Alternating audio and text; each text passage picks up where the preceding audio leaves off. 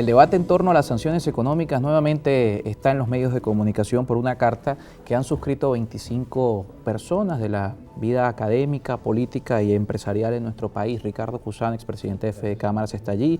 José Antonio Gil Yepes también, que por cierto va a estar con nosotros la semana que viene, reprogramamos la entrevista, también está allí. Luis Vicente León, está nuestro invitado, el economista Manuel Sutherland, a quien agradecemos que nos acompañen. Y uno de los firmantes que ha declarado al respecto dice que esta carta es un electroshock a la política local y los analistas creen que responde a la ineficacia opositora, pero advierten que es una fantasía.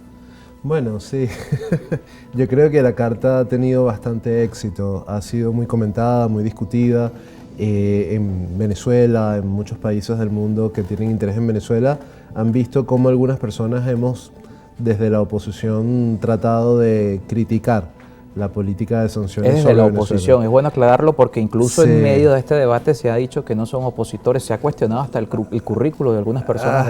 Hay gente que reparte el carnet de quién es oposición, quién no, pero bueno, es cada quien con su tema, ¿no? Yo creo que lo más importante acá sería pensar que las sanciones no fueron las causantes de la crisis.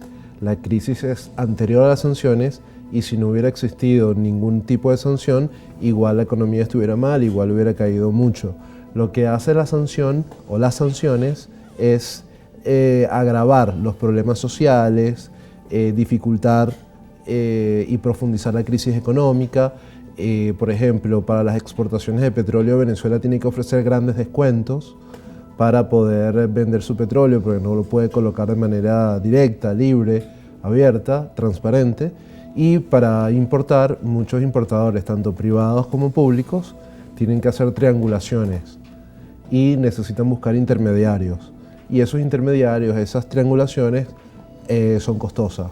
Y en cada rubro, en cada paso de la cadena, hay gente que cobra porcentajes bastante altos y eso deriva en costos más elevados que terminan en precios más altos, lo que hace que nuestro poder adquisitivo disminuya. Entonces, eso y mil cosas más causan las sanciones y por lo tanto nosotros no queremos que ese mal se siga repitiendo y de verdad no le vemos la utilidad tampoco a eso. Pero estas sanciones, dentro de las aclaratorias que se hacen, son a funcionarios del Estado y a empresas del Estado. ¿Qué pasa con el resto de la economía? Porque si son sanciones a Petróleos de Venezuela, principalmente una de las empresas del Estado, ¿qué pasa? ¿Cómo el impacto le llega al resto de los ciudadanos? Sí, muy bien. Lo que te voy a aclarar, mucha gente en Twitter salió diciendo que nosotros queremos eliminar las sanciones a violadores de derechos humanos, por ejemplo.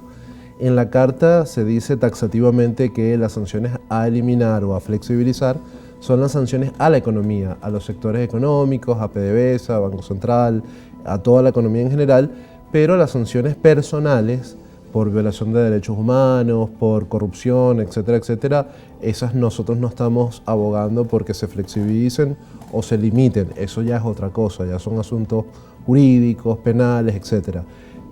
Son sanciones completamente distintas.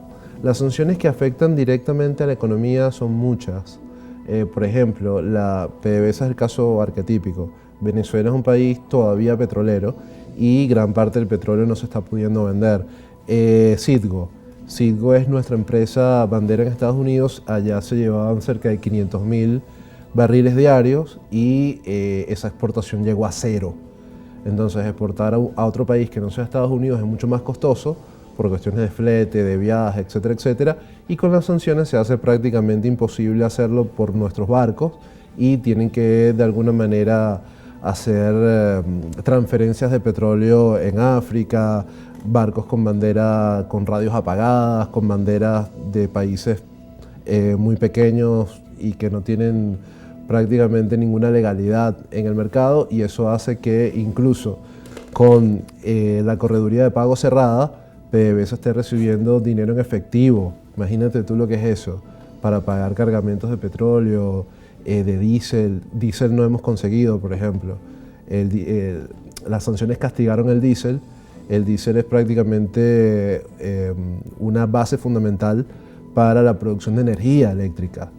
Y no está. Para el movimiento de cualquier mercancía en Venezuela. Exacto, para todo lo que son los alimentos que vienen a la ciudad, y eso hace que los alimentos sean más costosos, todo sea más difícil, y que la población que más sufra sea la población vulnerable, la población más pobre, no la élite.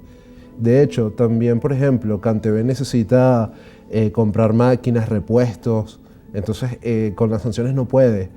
Y mucha gente que quiera comprar esas cosas tampoco va a poder hacerlas porque hay lo que se llama el sobrecumplimiento de sanciones. Si tú, por ejemplo, quieres comprar una cámara de televisión en Miami, te pueden decir, mira, pero ¿para dónde van esas cámaras? Eso es para BTV, eso es para alguien que esté sancionado por nosotros. Estás conspirando, te pueden meter preso. Entonces mucha gente se asusta y no hace negocios con ningún venezolano. Muchos sectores privados están aterrados con lo de las sanciones y presidentes de Fedecámaras, que no tienen nada que ver con el chavismo, obviamente, han dicho que las sanciones les han hecho más daño o el daño equivalente a las expropiaciones de 2006 y 2007. Imagínate eso. Mencionaba al principio de la entrevista, y lo ampliamos luego de la pausa, que las sanciones no son las responsables de la situación económica del país, que vienen a agravar esta situación. ¿Qué diferencia harían entonces que se levanten las sanciones si estamos hablando de una coyuntura previa a las sanciones económicas que comenzaron con la industria petrolera y se extienden también al Banco Central de Venezuela? El día de hoy, ¿qué diferencia habría que Estados Unidos levante las sanciones o no a que la economía se pueda recuperar? Porque no es consecuencia la situación de estas políticas. Manuel Sutherland está con nosotros, es economista, y lo conversamos al regreso de la pausa. Recuerden nuestra cuenta, @encontexto episodio, @Carlos Peñalosa.